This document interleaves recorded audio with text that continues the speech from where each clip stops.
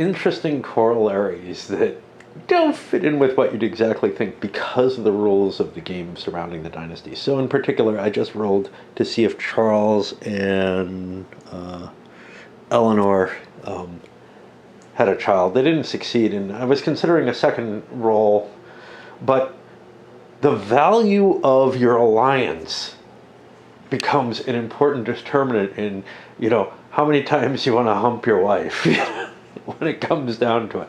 How many times you want to try for children. That Anglo-French alliance is important right now. I want to maintain it at all costs, so I am definitely not going to take chances. And that's something that I didn't really remember at all having happened. There's interesting things that sort of emerge from this system. It's not realistic, but it does create some neat factors. To finish off the far too early named Caput family, King Charles dies in prison. His wife becomes essentially not tracked by the game anymore. She basically goes into a nunnery. The Queen Mother is never of importance, I think. There might be some conditions where that's not the case. So we have a new king in France, and we replace the counter. If he had any noble titles or whatever, they would go away. And his brother Louis is a nothing. I could raise him to a level equivalent to like the English royal dukes or whatever. That wouldn't be a problem, giving him a territory, except that if he ends up having a married line coming out of it, there's a negative. Now, Charles never got a territory assigned to him. There was nothing I could assign last turn. He was going to get one this time. So he loses that advantage of an extra point of strength that is just kind of permanent as far as I can tell. If you're ever elevated to that territorial governorship, you just get that. And it makes you a better king if you inherit the crown. So it's always a good plan. I don't know that I really want the second character here to be given such, but it might be of value if he doesn't marry. On the other hand, I don't really have... so how it would help me is that I have a 0 strength leader here. He would be perhaps another 0 strength leader. It really doesn't do a whole lot, but he's a shitty leader, and he does count as an extra army on the board. So if I did give him a position or got him a wife who bonused him, that would end up giving me a free army I don't have to maintain or anything without a penalty, for what that's worth.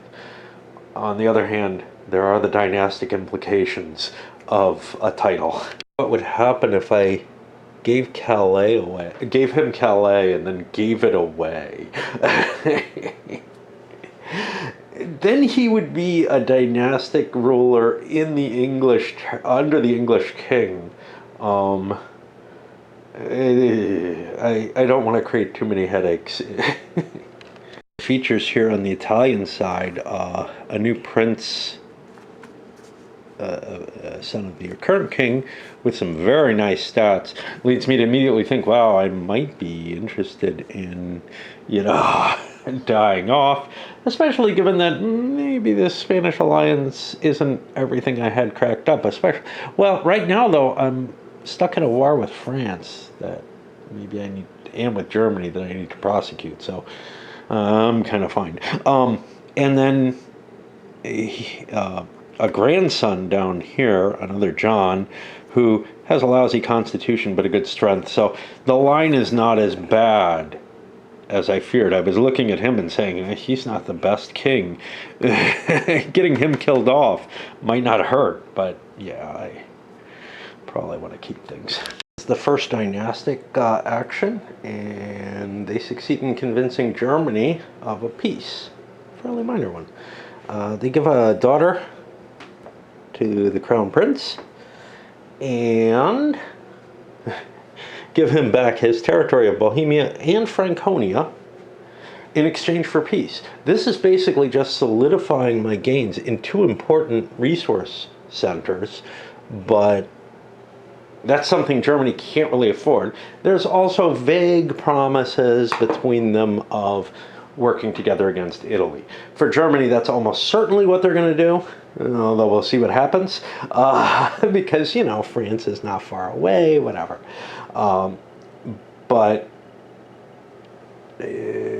for both countries, Italy becomes kind of their only outlet. So those vague promises are enough. Should Germany have accepted this? I don't know. You know, it's putting them behind the eight ball, but here's the problem. Italy and Spain are big up on money. Italy is in the lead with territorial gains, a good condition, and some German territory. The German advance will probably be down towards Venice, which means that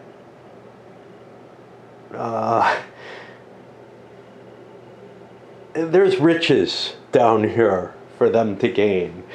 England holding stuff all the way down there is probably not terribly effective. Another thing England would like to do, but I'm not letting them do it on one die roll, well, you know, like they basically get one dynastic attempt at an alliance each time they get a die roll, is the discussion of making a non-formal agreement to swap Flanders and Calais for Friesland and Lorraine. Again, you've got to kind of bend the rules for that to work, but whatever. The next die roll, they succeed in convincing France on that swap. Again, operations against Italy can only help the French as well. So again, they make those same kind of vague promises. Let's attack Italy together. We'll see. We'll see what turns up. But, you know, there's nothing fixed on them. There's nothing fixed on the swap either.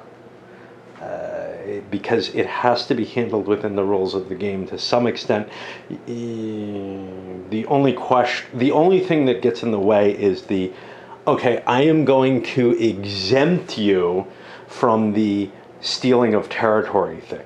Of course, if one side screws the other, that's on that kind of deal, the feeling would be, wow, I really can't trust this person. And that might go beyond one player.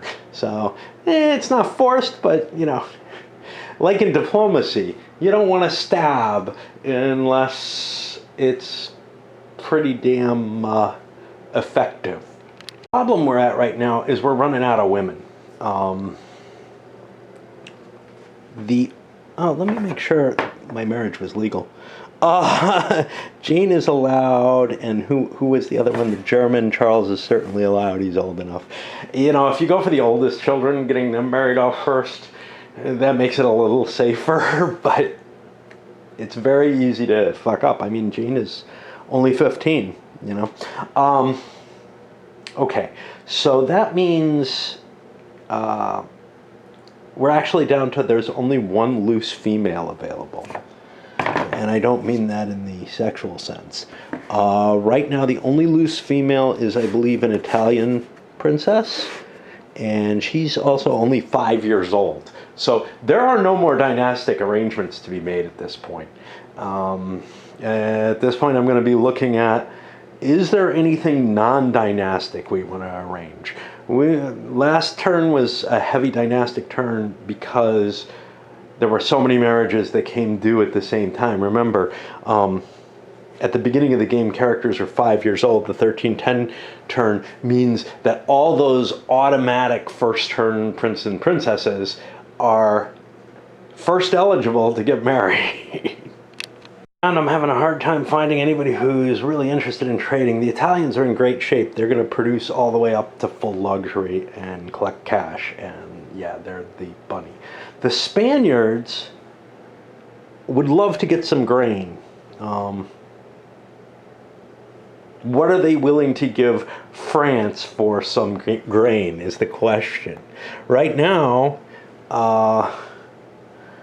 That would have to be a wool and a metal. If I made an agreement to send a wool and a metal to France in exchange for a grain, we would actually be both advantaged by that. However, giving 2 resources away, not getting anything else, I mean, if they gave me a territory or something, that would be fantastic. That's a hard call. So I'm going to say Spain's only interested in that on a 1, and I have not been able to find anyone else. Yeah, okay, so we're going to record that, but I'm having trouble finding anyone else who's willing to do anything. So, for example, the Germans need grain. Well, the English need the grain that they're producing, pretty much. They have excess sheep. Yeah, they're going to have an excess sheep, so they could actually afford to give grain away. The Germans don't have anything they can give away. Conceivably, had they not accepted the first agreement, maybe they could have gotten a bag of grain in with the deal, But England got to propose the deal. The Germans accepted it. I don't think it was a great deal. I think the sack of grain would have made a big difference. It would have kind of equalized it out. Of course, nothing says I can't throw some cash their way or whatever, if need be. Having nothing to do with anything except putting more pressure on the Italians because, hey, do the Germans have enough money sitting around? But we haven't done taxation yet, so they actually have quite a bit of money. I don't know how much. I don't want to make them too big because I'm adjoining them. You don't want to fund somebody else's armies that they're going to use against you a little later. So yeah, I'm going to write up that Spanish-French one-turn trade agreement. As I was playing around with the taxation and the resources, I realized I had one royal kicking around who didn't have a title, who should. Usually, oh no, this French one is a brother, so I don't want to. Yeah, this is a brother of the king. So I've been debating it, but I don't want to give him a territory. Although it probably actually doesn't hurt to make him a duke. And I could use the money. How's his charisma? His charisma is good, so why don't I give him a title? I'd love to give him something more useful than the grain, which he's going to trade to England. I don't know. Yeah, we have multiple reasons to do it. So I'm going to make him Duke of Aquitaine. And the reason is that gives me a couple extra bucks in my pocket. It also, because of his charisma, gives me a shot at getting another resource. Although I have tons of grain that I'm producing. And it's all I'm producing right now. The more resources, the better. And it's only, a 1 in 6 chance. But I also found that the Spanish crown prince, Juan, I made Prince of Andalusia. Now, that's not going to help me in my sheep production, but so you might say, well, why choose that? I don't know. Algarve might have been a better choice, but I chose what I chose, whatever. And that, again, gives me a couple of extra bucks. As a matter of fact, I'm going to change it to Algarve. Yeah. And I don't think there are any others that I could hand out. The Germans look like they have a couple of princes there. What's up with that? I got a prince of Bohemia. Do I want to make Henry a duke? That would improve him. Unfortunately, I don't have anything I could give him except Carinthia. It's kind of exposed, so I would rather not. And actually, this guy jumps to his home, which I haven't seen. Do I need the cash terribly? I would rather arrange things a little differently. And then we worked our way down. We actually already maintained forces. But removing rebellion by payment for 15 bucks, and this is how the rules are so well organized. It's not in the sequence of play of things. This step is just not there. So if you're following kind of the normal sequence, you won't, in the rule book, you won't see this. I mean, it's in where this is copied, but it's not in where the rules for the sequence of play are. It is, however, present in the next most reasonable place, which is under the events, which is in the movement phase. Which is not when you do it at all. There should be some kind of note in the interface that mentions that you can do this, and just the fucking cost. It's a huge, huge price, which might be worthwhile if you're getting a resource from it. I thought it would probably be about 5, which is still a very large price, but at least I could see doing it for a resource. I see no reason anybody's going to remove Rebellion by cost. Even Italy, who has the most to gain perhaps from it, I just can't see doing it. I've got a ton of treasures sitting there. Spain has plenty to do hunting down their rebellions. That's kind of cool for them, to tell you the truth. Other people do not have the problem, although it's, again, because all the counters look exactly the same, it's sometimes kind of hard to tell what's a rebellion. You know, is that an army? Is that a resource? What the hell is it? Yeah, I mean, they all look a little different, but man, they're just not distinguishable enough. So I'm going to pass on that and just jump to the bidding for forces, basically. All the armies are placed, and you can see big piles showing up everywhere. The one exception being poor Germany, who owns almost none of their country now, just like France was before. It's not all controlled by other players. There's these rebellions and stuff in place as well that are causing additional problems. But that's our force, and that means we're up to the movement phase, and we got that set. Yeah, the limitation on the army sizes is a big deal. You want your home country back, you know. So France has really kind of rebirthed. Granted, they don't have all of their home country, but they're in much better shape than they were. Of course, the king's in the wrong place. That could be a problem. But remember, royals can always flee. So if you're facing an ugly battle, like all you have is your royal pieces, you can just run away. As long as there's a place you can run to, which there probably would be here. England would allow them to move or whatever. The game starts to stretch credibility, and the longer you play, the more... Oh, shit! The Portuguese! Fuck. Fuck, fuck, fuck. Next event phase. Okay. Gotta remember that. Let me put some dice there to help me remind me. I was afraid that would happen in the dynasty phase. So that's actually a big deal. I have what? A prince. Right? No, it's a female who can be traded for, and there are a number of people who would not be opposed. And to some extent, maybe some of these other marriages were unwise. But for example, the Plantagenet, he's not old enough.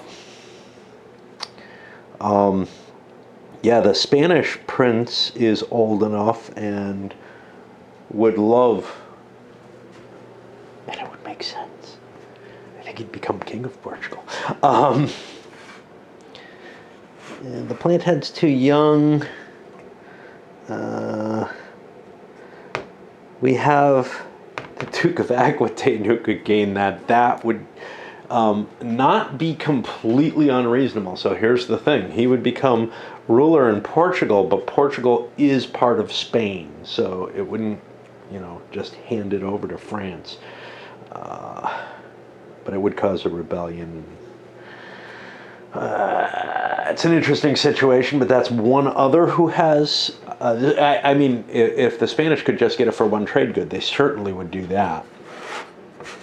And then the next is the Italians have a number of princes, but they're too young. So let's take a look again. So there's one French and So let's take care of that right now. We got a French and a Spanish. And the French currently have 3 resources. This is an investment, which means it's written down who gets it. And whoever bids the most wins. In a tie, it's done randomly. It's going to be... Hold on. He wants a husband for his daughter. Should create character records for the bride and the 40-year-old king. Aha. Okay, so that's all very interesting.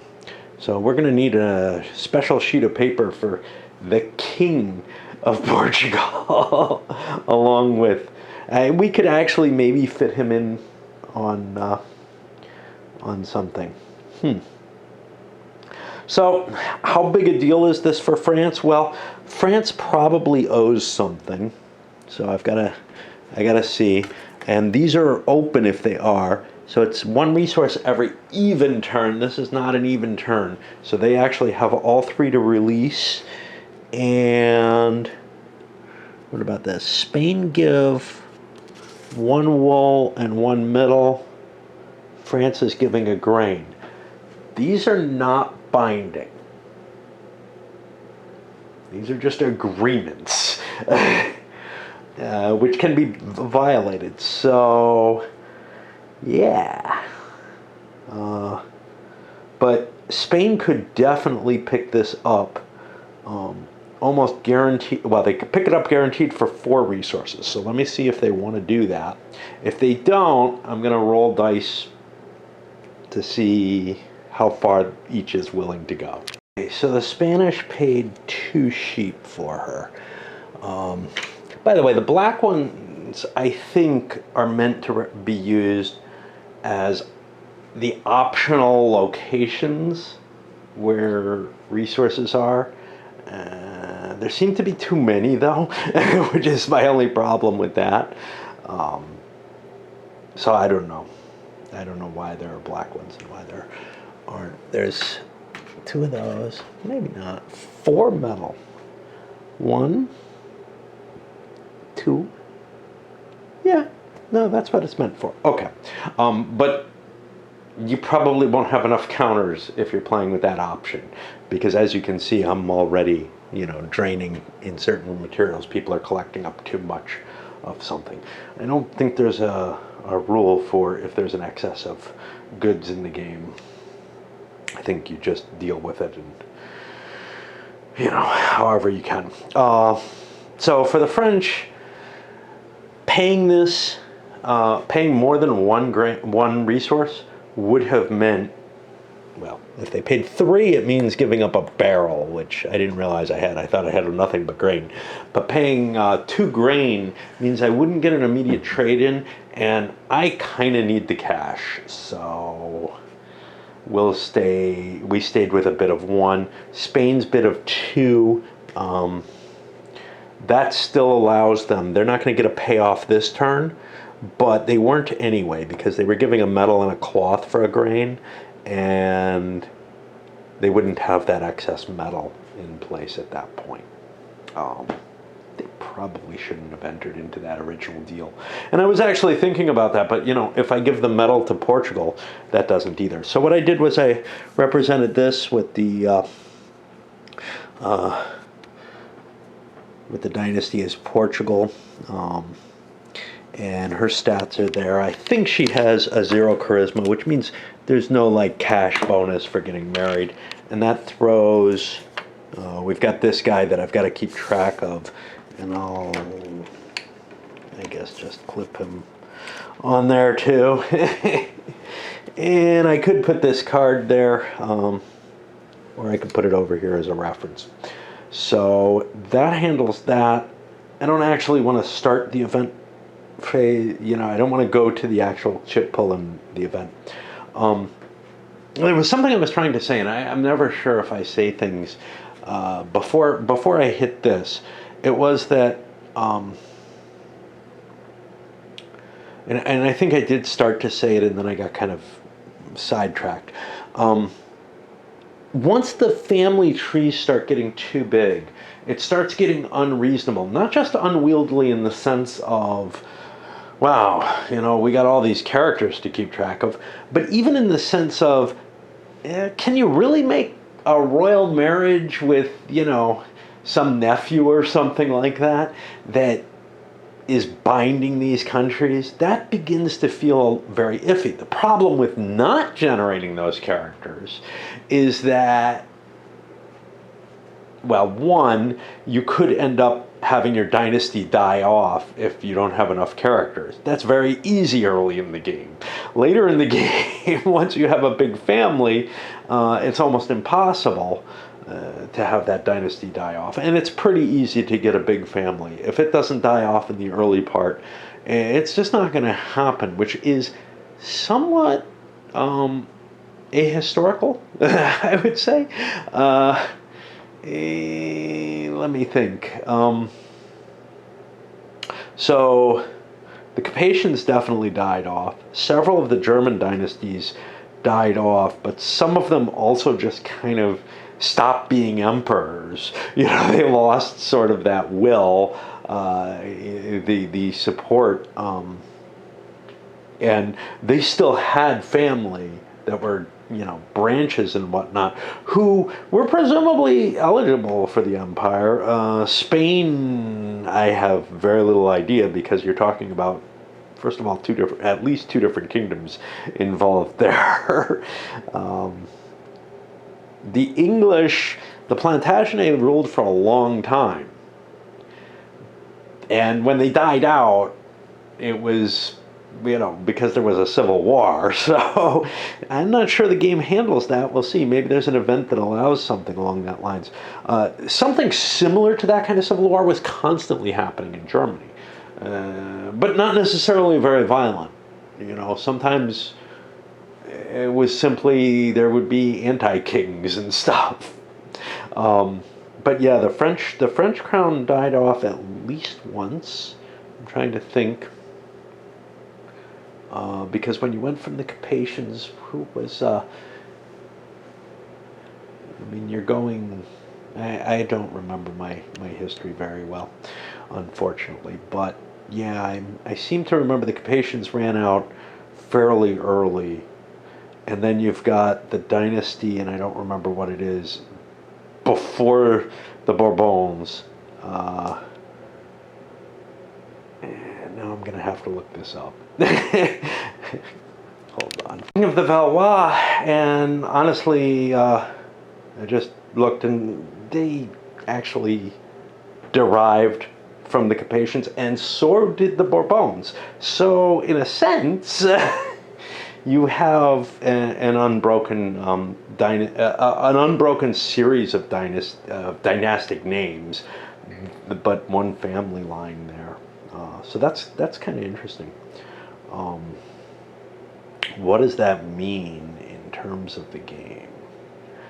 I'm not entirely sure, because again, you weren't limited to just marrying the royal families either. You had marriage into ducal families, etc. So the Duke of Bourbon was probably related to the Capetians himself. You're probably looking at second and third cousins marrying to make sure that the lines stayed secure. So it was actually a very old and long-lasting line. In the same way the Plantagenets were. The Tudors, they were tracing through the Plantagenet, but again, there's nothing in the game that really allows you to handle that. In a sense, that's the line dies out thing, and you get some other noble come up. They probably are closely related, and the game even kind of expresses that. So yeah, in France and England at least, the heredity rules seem to hold pretty well for the amount of length that the game would last. The only thing being kind of iffy, if there's nothing for civil war type situations, and there certainly were civil wars in all cases that in France, Germany, and in England. So, all right. Back to where I thought we were at the beginning of the movement phase, and back to me not playing, I think. All the things that kind of legitimately cause problems in this game, tracking with these, all these sheets and everything. It's kind of an illegitimate one that I seem to make as the biggest error regularly. So I grabbed Germany's chit and I took their move, and then I realized I forgot their event. I don't think I've screwed up completely yet, but in this case it's Poland looks for a bride for his son. Poland's looking for a bride for his son. Give the ratings here. He's second in line for the throne. The king wants a good dowry. Players should secretly invest crowns to secure the marriage. Whoever bids the most makes the marriage. If there's a draw, the daughter with the highest charisma wins, or highest guile. And it should create character records for the prince and the 25-year-old king, -2 constitution. So he was 10 when he had his child. Let's make his second child. Let's make that 35-year-olds. When the king dies, the son will become king on a die roll of 8 or more, and Poland will pay 15 crowns each interface to the player's dynasty. I don't know why you have to generate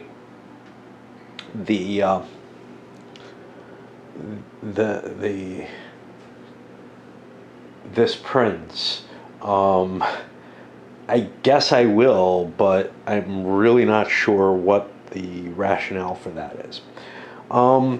He doesn't seem that valuable in terms of. It seems like a way to throw away a daughter for maybe $15 per turn in the future. So I'm really not sure anybody wants to participate, but let's see if we have any daughters that are available. That's not a daughter. That's a wife. I don't think there are any. 1310 Anna. She just was born. A little young. Yeah, so I think this card just is discarded and there's no effect whatsoever. She finds some Russian or something to marry, so no biggie that I missed it. Germans did, because they're moving before the English and can't grab at least Bohemia this turn. I'm reducing the 2 rebellions. Oh, can't reduce both of them. I don't really want to do that. Shit. Okay. We will bring our whole force to here. Yeah, I was thinking, I have enough to go everywhere, but I actually don't. And we'll get this rebellion back. I can basically take one territory, and I don't really want to be in Bohemia. It's too easy to lose. Like, the Italian army might be bigger 1, 2, 3 by a lot. On its turn, doesn't have to owe anything to England. That's only on even turns. Looked that up. You gotta look up all these different things. But I had a couple of agreements here. One was France and England agreed semi-informally, right? You know, they negotiated during the dynastic phase, but they don't have any formal treaty for it, to exchange Normandy and Brittany for Flanders and Calais. The French, or the English, kept up their side of the bargain, allowing the French in and waiving their rights to not be conquered. The French could screw them over, but again, probably not wise. Other than that, the French transferred the resource that they agreed to transfer to Spain. Nothing special there. Again, Spain could screw them over, but they probably will not. And we ran into Burgundy and Dauphin and seized both, with the Italian prince running away. Italy is in trouble. And, well, right now, France is actually larger than well, not quite. They lost Bordeaux, but gained Calais. But, you know, they've recovered pretty much their national integrity, which is kind of amazing. Nobody feels like they're completely out of the game anymore. Germany is way behind, but again, they're getting some of their territories back, and Italy's under pressure. So, as you can see, what looked like it was a hopeless situation actually got turned around. Now, what is hard is if somebody gets completely knocked off the board, but they can still come back. They could come back as a ducal position or something that might well be worth it, because they're still going to be producing princesses. Princesses are of great value in this game, even if there's no, crown, no dynastic deal to be made particularly. They're worth something because you're not allowed to just generally generate spouses out of the nobility or anything. You can only take them from other royal families. So you might be able to get something. You might even be able to get some of your homeland back. Who knows? I didn't notice something important about this Italian Prince of the Dauphinate. He's married to someone who makes him really bad in combat. Yes, he's up to +1, but she throws another -2 in, so it nets out to -1, which is within the realm. So, but we've got Italy attacking the French, try to knock out their capacity to take over more, and then if anybody goes into my territory, I can try to defend that. The only real risk, the only thing that's bigger than Italy right now are the English. The English actually have potentially a larger force. But I'm not sure that they want to really press this. Much as they made words about it, I think they're more interested in consolidating their position, because Italy does look pretty potent right now. An example of how easy it is to get confused. I had the French army with a couple of control markers under it. I think they're supposed to be army markers. I can't be certain, but that's what we're going to go with. But yeah, I mean, it's so fucking easy to get the counters mixed up. The French king fled, and then there wasn't much damage done, and I'm kind of regretting it, because I wouldn't be that much worse than the Italian, although they have a much larger army. But you can't just fight around and leave safely. Whenever you leave, you're leaving in bad shape. Like, you're leaving without getting a shot back. So it's about the same either way. So we'll roll to see what the Italians get, and they get a shitty roll as the French flee back up to the Champagne. And that gives a control marker in Burgundy. I fucked up something that I'm allowed to fuck up. I forgot that Spain has a treaty to send one medal each turn to Italy. And that's a marriage treaty. France cut a deal with them where they have to send a medal to France, but I don't have a medal.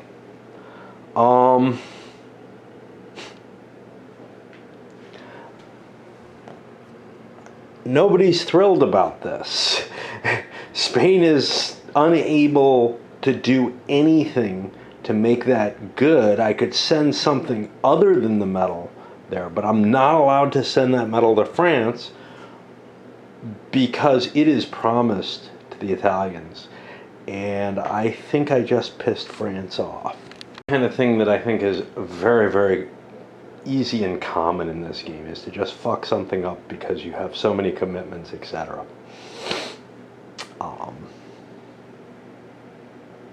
Especially as things get more complex, we might see the Spaniards marching into the Dauphinate and taking it from France, whatever, And the Anglo-French, well, the English managed to get the French-owned territories that they wanted to take, and that will give them, let's just put this like this, I guess, I don't know.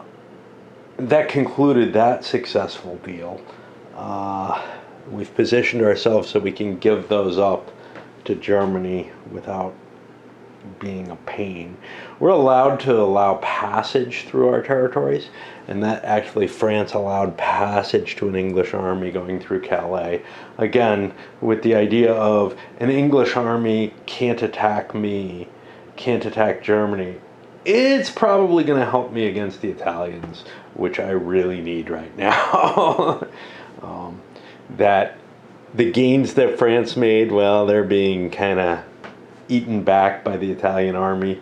But that'll put us to another one. And I am actually far more tired than I have any. Well, I'm feeling very tired. Let's just put it that way. I have every right to be this tired, but yeah, it's I feel drained after a long walk today, and it's actually stupidly late. But again, I think I passed. I had to quit work again early today and passed out. A lot of interesting stuff in here. So looks like a normal famine, and it's got a storms rating, but that's not going to impact anything. Nobody's at sea. And again, it's got a locked-in number of nations or locations on it, but it's got this additional rule to it. If affected, Sicily and Aragon, which are the first two, become neutral. Now that's adapting to certain specific historic events, but it's kind of an interesting way to handle things. The other thing that you note is because the nations or the provinces involved are pre-recorded on that, it creates a balancing effect where you're not going to have the same areas hit the same amount of time. The only question is that may create an absolute kind of invulnerability where there's basically no chance that Sicily and Aragon can come up again, because I would guess that there's enough famines to cover all the areas that they might want to hit with a famine. Anyway, we had 4 of them. It's by die roll. Certain provinces are less likely to be hit by a famine in this than others. So, for example, Swabia was the 6th on the list, I think. That means they're almost impossible to hit with it, whereas Sicily is number 1, and it'll be hit more often. And again, there could be a lot of tinkering in that. It seems pretty broad brush, though, right? So I don't know. Just in terms of the dial capability seems to be not really all that tunable, but all the same, it could express certain factors. Anyway, Spain's going to go first. They got to get out of here because there's a famine, so they're not going to be able to convert the province until the famine's dealt with. I had to look up is the wording on how you have to, what happens when there's a famine.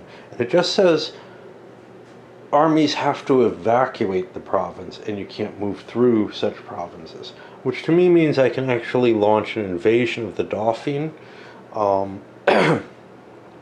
using the Spaniards. I've pissed France off already, and I have no opportunity to try to make that up verbally, so I might as well piss them off more. And to me that means into the French provinces, which is probably what I want to do anyway. Push aside rather than facing an approximately equal battle that could go horrible for them. Instead they grabbed the Italian territory of Bavaria and Swabia, which was not what Germany intended for them to do. Germany really wanted access to Bavaria, and that was the plan, but the way the chips came out and everything, England was able to seize these territories early. They may change hands again. It's not really what England wants to be probing down in here, but there isn't much room for expansion anywhere else, and it's yummies. France does a wait and see, pulling into their capital, because it's interesting what Italy does at this point. The danger of it, well, the Spanish, I might be able to better handle the Spanish before they coordinate their 2 big armies. One thing that I don't like about this game, although there are things to reduce the impact of the huge army, it still is a pretty big factor. There's a big difference even when you have equal, well, if you have equal leaders, but even if you have divergent leaders, of a stack of all the armies together. On the other hand, this is actually how a lot of kingdoms worked, is they put everything they could fit in the field in one attack, basically, or in one attack stack. So it's not a horrible thing. It's just I know some people don't like the one huge stack moving around through the territory and they start working in clockwork or something, chasing each other. And the Germans take their English territory, which I have to mark somewhere.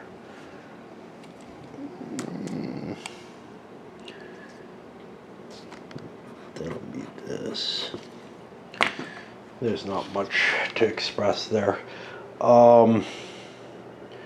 As well as clearing out some insurrection, and we should probably shift this. Oh.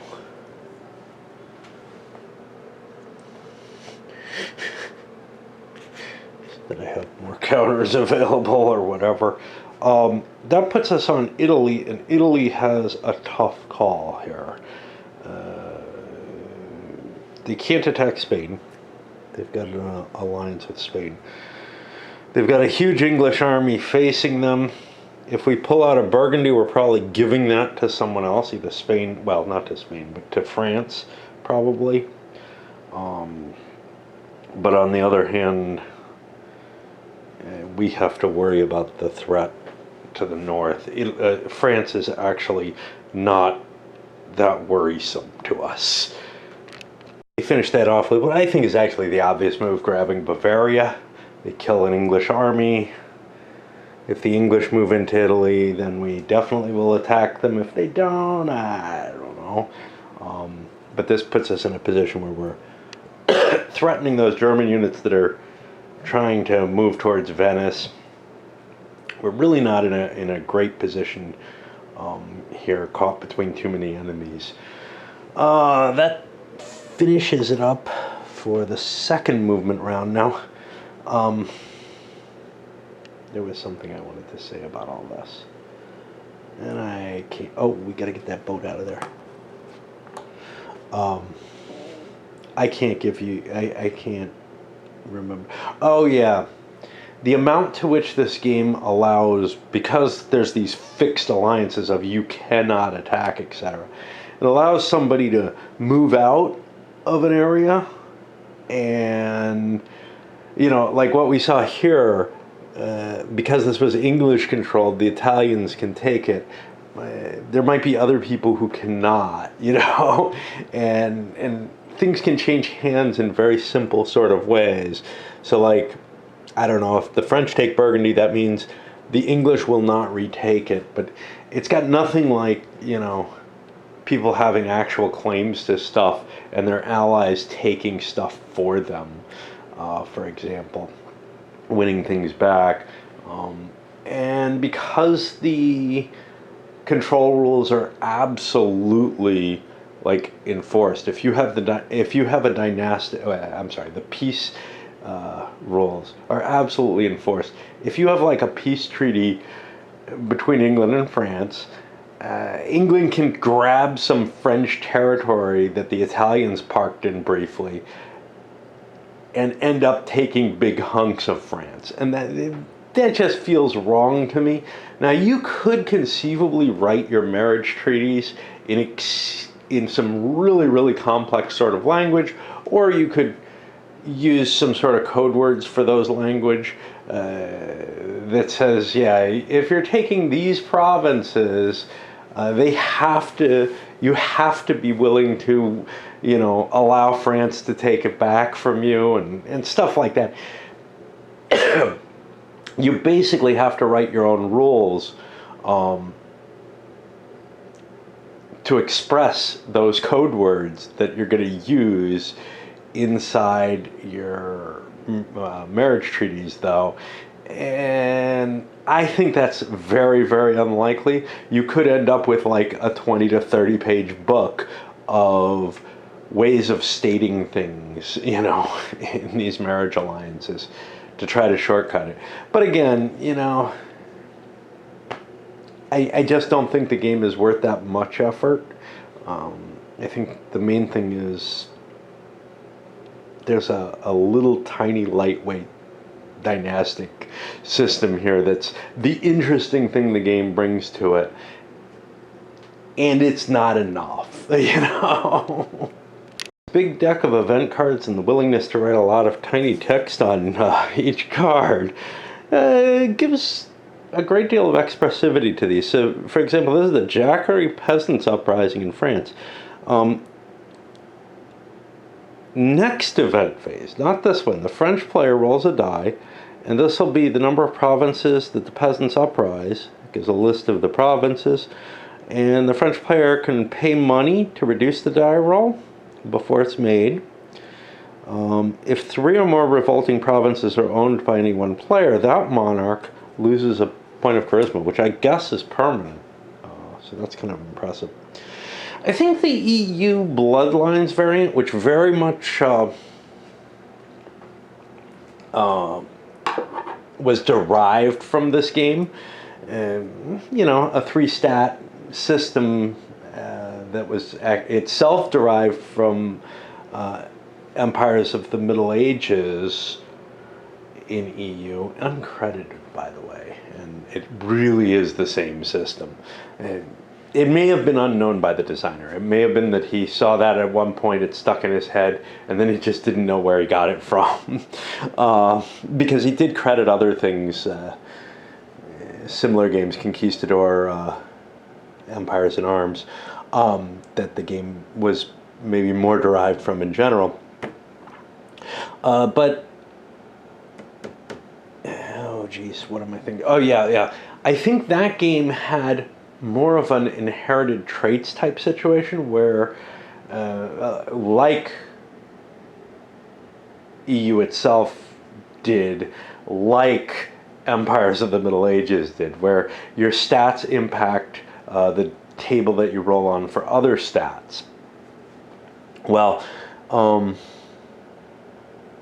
so that all actually fit in rather well, but that would have been something that I feel kind of applies better here, because there are certain patterns. A very, very strong king in one capability, sometimes their son learns from them, sometimes they go the opposite direction. Is it completely random? It seems like there are certain patterns, and certainly in Empires of the Middle Ages, some attempt was made to express such a pattern. In this game, there's not. I don't know how much difference it really makes. Maybe the simpler is more enticing. But anyway, the EU Bloodlines had that inherited from the main game, basically. So the Germans have to go first in the 3rd round, and this is crappy. That's all I can say about it. The only good thing is the Italians could have stomped one of these little 1-point armies very easily and taken territory from Germany. As it stands, Germany probably wants to fall back and protect their forces. A peculiar situation. Their chit came up. They were in a protected location. Would have really liked to go late, just like maybe Germany, not so much, because the German army could have gotten stomped. In a single German army could have gotten stomped, with Italy putting themselves a little out of position to do so. So I don't know. But for the French, it's more problematic. Spain has 2 armies separated. I could hit one of them. I'm weaker than either. I could certainly hit this one. I could conceivably hit this one if I move into the Italian territory and ask if I have permission to continue. If I don't, I take Burgundy. Another option would be just to grab Burgundy in and of itself, but then the Spanish might well attack and grab Burgundy. On the other hand, why fight a battle when I could just take, can't take Aquitaine, but I could just take Anjou. And then also for France, there's the, am I making things easier on the Spaniards by moving into Burgundy? They can move almost all their armies into Burgundy and drop a unit into Anjou and just keep pressing forward. Whereas if Burgundy's in Italy's hands, I'm saving it for later because Spain can't take it. I think my best move here is to just delay. Just like the Germans have pulled back, maybe something will come to my help. Like the Jacquerie Revolt hitting the Spanish territories in France. Now, the French player may, only the French player can pay this off. So if I don't own a lot of the provinces, I might be better off letting them revolt from other people's hands. Wow. But yeah, I don't think it's worth the risk. When I take a look at the leadership, the French leaders are ineffective. They're just extra strength points, as it were. Whereas the Spanish leaders are, Juan's a +4 net. Alfonso's only a +1 if he's still alive.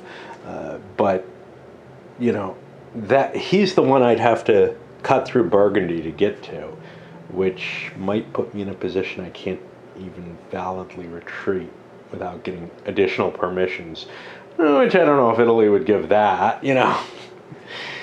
So yeah, I'm not sure. I think I'll stand back. So Spain moves forward, grabs Anjou, obvious desirable location to take. And for Italy, they come up before the English, not what they wanted to have happen. They're falling back to Lombardy. Much as they would like metal, they have a fair amount, whatever. And you know, it's really the choice of which one I want to give up. If I split my forces, the English get to wipe out part of my army in addition to taking one of them. So I'm falling back homeward where it's safer. In fact, there's some desire to throw back to here and make sure that I get value out of that. The only problem with it is, if I do that, I could use a leader and whatnot. If I do that, the English might be too dangerous to me. I think they had a good leader. I'm looking for the English. This is their king, no doubt. He's got a good strength. So he probably has the edge on me anyway. And I think I'd rather go a turn without that treasure chest. I've got extras of them. Just finish things out, moving into Bavaria, but hey, why not? Taking Piedmont as well. I did not take Burgundy. Why? Well, what is the modifier here? It was 3 or more revolting provinces. I've only got 2, even if I take it, but it gives me exposure to the Spanish border. And that makes things more complicated. As long as Italy's there in the way,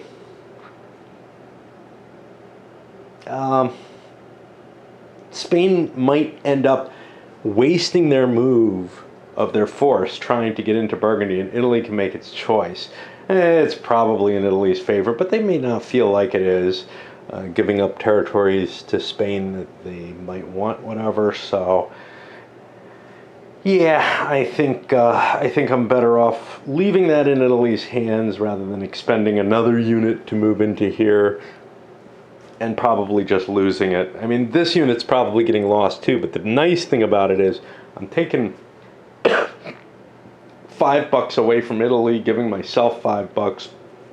And also, it's an attack on a valueless territory. It may be more important what's happening with those big units. So it may be for the best. That we're close to the end of the turn. We got to do cash-ins, and units have to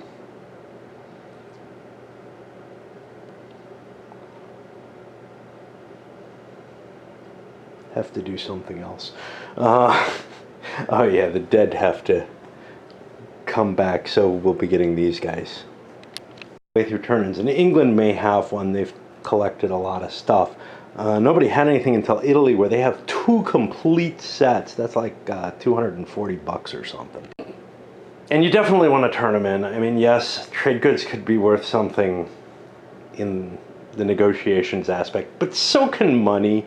And getting these off the board and into the bank account is a whole lot safer, because whatever territories they're sitting in, they could be captured, and that would be, then you just lose them. Somebody else grabs them. Less obvious is England's case, where they have 2 complete sets of, well, 2 smaller sets. They don't have any of the luxuries or semi-luxuries, but I still feel like I want to turn them in. I'm not in a position where there's any reason to believe I'm going to be getting a flow of those coming. Notably, it's the semi-luxuries I need to get, and I need to work out some kind of deal to get them. Also, I'm probably going to keep collecting a set each turn at least. I mean, I've got 2 grain, 2 metal, 3 metal, and a sheepy. So, there's 1 set a turn, and I'm probably not going to be able to get up to where I'm getting like 2 semi-luxuries a turn. Births, no deaths. It's hard to keep track of who all is where. There are no loose females available, which means no marriages, as it was at the beginning of the game. So we're kind of fixed where we were last turn. The only real question is whether or not there are any diplomatic ties here in 1320 that need to be expressed, and there may be. We're seeing, people beginning to collect up piles of resources. What's up here? I got metal, food, and no wool, for example, but I've got production. So I'm not that keen on it. There might be some situations, though, where something's worth trading for a peace treaty. Remember, it can't mean much, though, if it's not if it's not backed by a marriage. No new deaths either. The deal I came up with is Italy and England are making an exchange of resources. Italy has trouble getting rid of the sheep. They're going to allow England to take it in exchange for a metal which they need, and it really actually helps them both, and they're going to go to peace. England is happy with peace. They're too extended in the south already. Of course, the problem is I got to keep forces near there to react, but I've got other things to deal with as well, and don't want to end up any deeper in that direction. It's too far from my nation. Even with a navy, I can't really support activity in the Mediterranean. And for Italy, yeah, maybe I win the war eventually, but I'm collecting piles of cash. I've got a good position overall. I would rather wait as long as possible. We are considering some kind of situation where England could get this and Italy gets that. Assume that that's at least partially negotiated, in the sense that because England's gonna be able to drop a unit here, they're gonna be able to build an army there, and so I could actually conceivably take Bordeaux. I'm not sure it's to my best advantage, but I'm also not sure I like the situation that I'm in overall with how deep I am on the Italian side. I would rather do that exchange with a marriage that solidifies my position down here. As it stands, I could probably take this some point, that prevents me from just finalizing such a deal is Spain could walk in and grab it. Okay, not from Italy, but someone else could, France or whatever, depending on what shakes out. So I just don't feel like I can trust that I would get what I'm asking for, you know? And part of that is the can't transfer land. There's no rules for transferring land. There's hints at rules for transferring land, but there is a rule that you can't violate the rules. So it's like, well, what is it, you know? Everybody built their maximum army possible, whatever that means, because they might not have all their they might not have all their home territories available. There aren't a lot of dead armies, so this is pretty much what you see. We created a principality in Yorkshire for the crown prince up there. Did not make a roll. I forgot to roll for any of the commodities that have governors, so I have to do that. Newly minted one is the only one that actually had an impact. Could have had an impact. It actually didn't.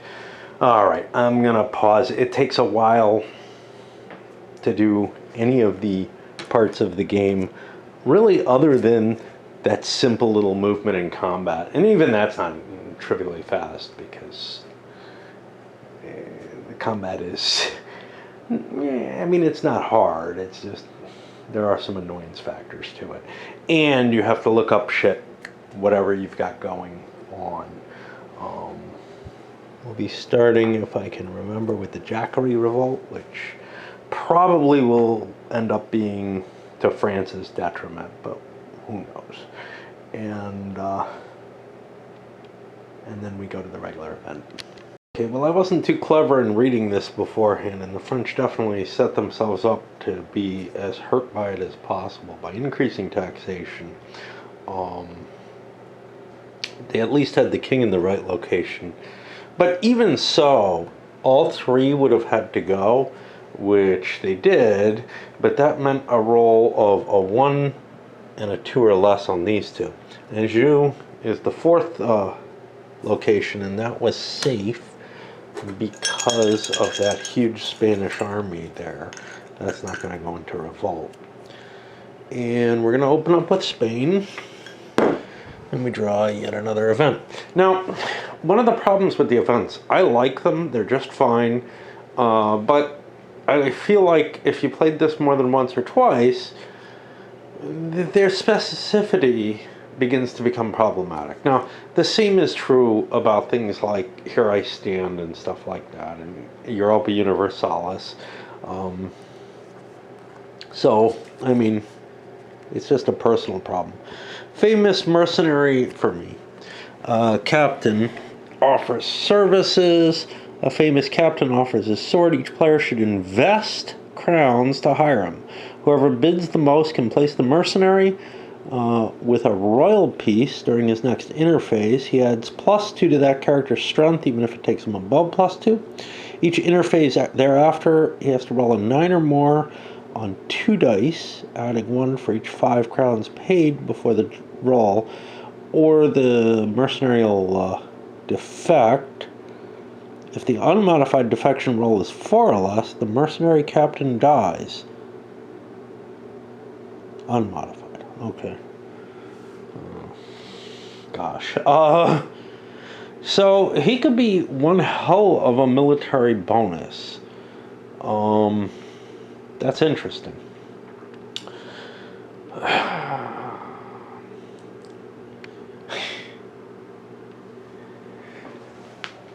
Most interested in him are probably the French and Spanish. They're in a situation where they know they're going to war. England and Italy are close and in a potential war situation where they might violate their current treaty, because it's not a dynastic treaty. It's just like the Franco-Spanish one. It's just a gentleman's agreement, right? After some die rolling, odds that either of these are interested in breaking. Italy or England is interested in breaking their treaty on each of them. Only a 1 for the Germans to buy it. Or to put a bid on it. They are absolutely uninterested. But bids for both France and Spain, with Spain making about double the bid that France might have, but randomized. France ended up getting it for $15. Spain had bid 10. I did not cover the entire possible realm of numbers that were available, unlike when I do bids in 18xx style games. But that's a big bonus for France, and helps them defend their position. We'll see what that means for the Spaniards. Makes the attack on Champagne a lot more questionable, and they probably don't want to split up their forces too much. Starts transferring their value over. I'm going to actually drop $10 on this boat. It's not real. It's just there to help remind me of what I'm doing with it. Managed to put down the neutrals in Aragon, and I gathered everything and took Aquitaine, which is very cool because it's grain. But I'm having to send my metal. I keep committing to send this metal somewhere, and that's problematic. I actually need metal, and don't know where I'm going to get it from. This movement phase, at least, is a fairly peaceful turn for this game. Yes, the Spanish grabbed Aquitaine, the French moved into Anjou, which is somewhat dangerous, but they have that bonus later. That's kind of a fearful thing. Now, the Spanish have an extra prince, and I think that actually evens things out a bit. Yeah, that gets them up to... Oh, no, bad wife. Oh, shouldn't have him with me. Yeah, that might be a problem, actually. Oops. But yeah, and I thought we had a loose prince somewhere. I think that was like a Polish guy or something who didn't get taken.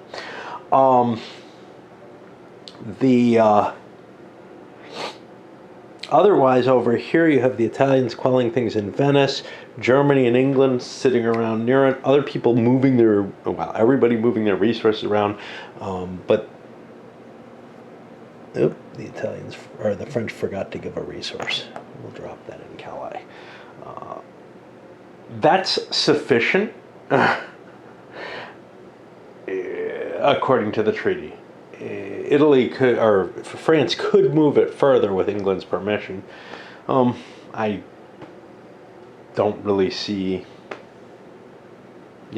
England would definitely give it, but they didn't negotiate anything, and I don't really see anything going on about that.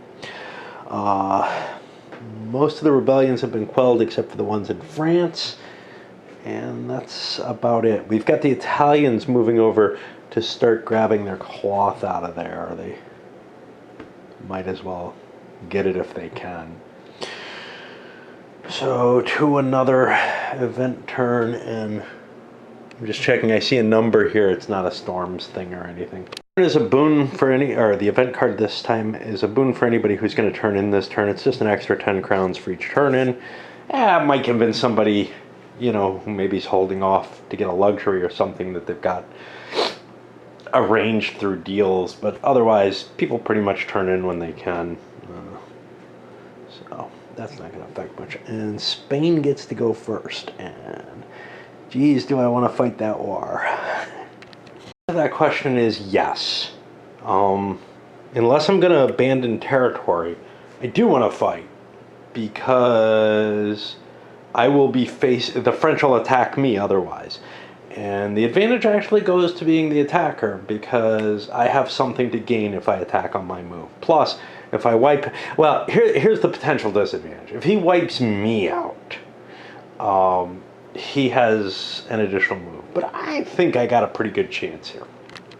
There's only that one bonus roll, which is where the extra leadership value comes in, is at the beginning of the battle.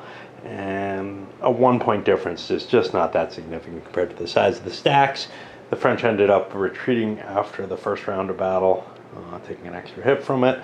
You can see, though, the Spanish have taken some casualties from it. But Spain can gain most of France, probably with impunity. Since I have Anjou, probably safe moving to Brittany. The French want to come out, I can hit them. That extra 10 strength points, that's more than I want to face, you know? On the other hand, have a lot of extra die rolls. They've got, I'm looking over their family, they've got a +2 strength here. Prince Charles adds 2 more, that's +4. Prince Henry brings it up to 5 extra dice. Now, that's facing the Italians, who are at 2, because 2 + 1 equals 2. So we're looking at 3 dice of bonus. The size of the armies, that could wipe the Italians out. I'm going for it. And that going for it might release the English, maybe. There was an agreement for peace here. Was stuff given? Sheep for metal and peace. I don't even know if they exchanged their shit. I don't think they did. Fuck it. But, you know, yeah. Yeah, because the English were supposed to send a ship down here. They were supposed to send the metal down. I think nothing's actually been done in any direction. It's so hard to remember all the different agreements you make. It's hard enough to remember the ones you're required to fulfill. I forgot that deal.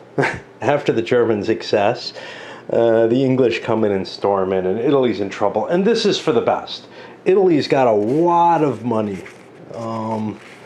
And you don't want to let somebody be banking that much victory. I mean, they could end up not having a country and winning the game in 1400 with that kind of money in hand. Presumably. If I keep fucking up my trading so nobody gets their resources out of the way. Germany gets first move. You'd think the Italian king's in danger, but he actually isn't, because he's got the flee before combat capability, and he's not even risking anything. The only time that your royals are in danger is when you stand for battle. The event is another one of these Baron demands to marry into the royal family. There's no loose females, so that will not be a problem. And I guess the Germans will just keep pushing forward. Technically, they're not at war with, or they're not at peace with France or Spain. They could do something, you know, push through, get permission from England to go through, but they haven't pre-negotiated anything. So this is probably the best they can do. They're going to take the crapshoot here and make an attack into the Italian capital at Rome. There's a bunch of resources there. We'd love to get them, and that would put us at a big advantage, plus possible captures. So let us see. Could be dangerous though. And Rome falls. Italy was kind of trying to say, hey, can I surrender or anything? And the English are kind of like, well, yeah, sure, we want something out of it though. We, you know, everything of yours is destroyed. We don't necessarily have to capture Tuscany. You give us all the resources and one of your royals or something. And yeah, it's just not worth it. But the problem is now the capital's down here in Sicily, and it is no longer fortified wherever it ends up. And that is actually a big difference. That big 10-point defense that made it hard for England to knock Italy out is now gone. And a bunch of boats at sea. One more person left, who has to be Spain, no? Yeah. It's a little unreasonable, maybe a lot. All this money doesn't exist on the board in any sense. So the capital being captured, no money's captured with it. If a king is captured, no money's captured with it. This is important because you need the money to be able to conduct deals with. But again, the idea of like an electronic bank transfer, which is what the game seems to imply, is just, absolutely an abstraction that is damaging, like many in the game.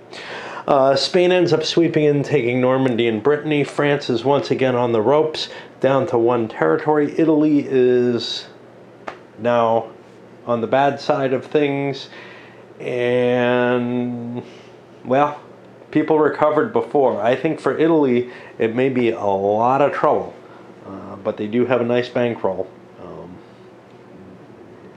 Which, if I end before here, they'll probably win. For whatever the game, whatever it is worth. And, I just don't know how long I'm going to be able to keep going with this. I am going to do at least another turn or two to see the dynasties flesh out, to see whether this money maybe buys Italy a resurgence of some sort. But they don't have troops they can buy. And both England and Italy are kind of kicking themselves for not buying that mercenary, because if they were going to go to war, it certainly made more sense. Cash-ins. English kind of lucked into something because there's a complete set here, and I thought they could just cash it in if it's all in the same location. It has to be in the same location, and that location has to be your home capital, wherever that is. So yeah, that's going to be a long walk home with those resources. But with the $10 bonus, at least I pulled in $60, and we're getting some collection there. I'll see about other people. I don't think many do. That's the end of 1320. I sent the troops back. England's catching up to what Italy has, so I think people are kind of looking more at, well, can we do anything about England? Well, there's a couple of people who can't. Germany cannot, France cannot, at least until these royal marriages die out. Ideally, I really think I want to go to the 1400. The reason being, that way you get to see the multiple generations and the way that these dynastic dynastic marriages and the alliances that they create, they freeze countries in relation to each other to a large extent. But then when they fall, when one character dies or whatever, it's all over. It's that quick. I just don't know if I have the soul for it, because I'm a fifth of the way through the game if it's that case, and it's not really a fifth of the way, because as the families start getting too big, the game's just going to get huger and huger in terms of rolling up and coping with each of the dynasties. Now, somebody suggested that you just start throwing characters out because they're too far removed and whatnot, and it would be great if there was a rule for that. Somebody else suggested something, sort of a plague event, which would be if the total number of royals exceeds a certain amount, you just make survival rolls for all kinds of people, and maybe worse survival rolls or whatever, and that could help cull things a great deal. I do feel like in some cases, I don't know. It feels like in some cases these families are growing at a larger than historical rate, which means, maybe the death rate's a little too low, whatever. Who knows? All right, I'm going to load this up just because I want to get things moving out for whatever reason.